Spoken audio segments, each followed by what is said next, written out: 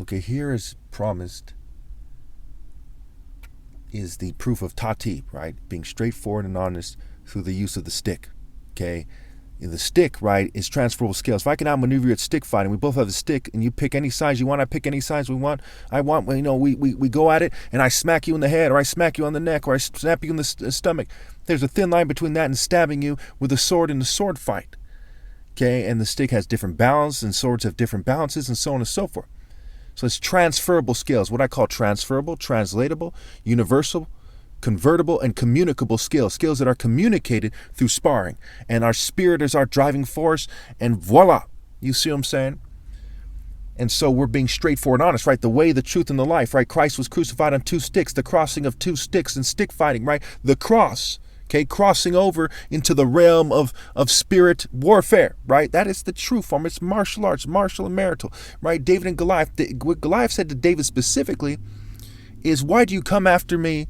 Why do you come at me with sticks? He used the word sticks because David had a sling, apparently, which was made out of sticks.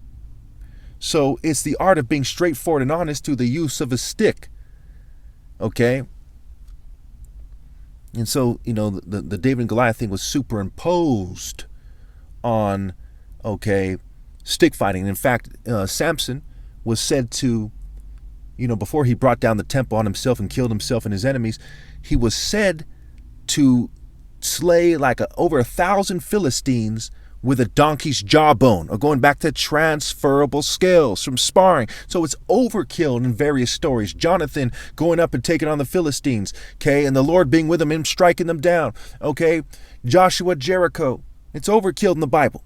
Samson, David's mighty man like Benaiah, okay, they're in God's spirit and they're proven their worth in God's spirit. And what David said to Goliath is, this day I'll strike you down and cut off your head and feed your body and your corpses, to the birds and the wild animals, and the whole world will know that there's a God in Israel. And he accused Goliath of offending and defying the God of the armies of Israel. He used that phrase, armies of Israel, okay, because the army is supposed to kind of represent for the people, right? And we see that in 2 Samuel 5, where David gets anointed and they say, that he led them on their military campaigns. And we see in 1 Samuel, it's like 18, 19, or 20, that Saul is very mad because people are singing praise to David. They're saying Saul slayed his his thousands, and David slayed his tens of thousands.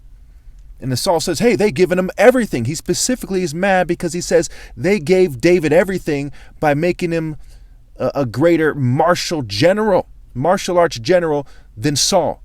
And the embodiment of a martial arts general, right, is single combat.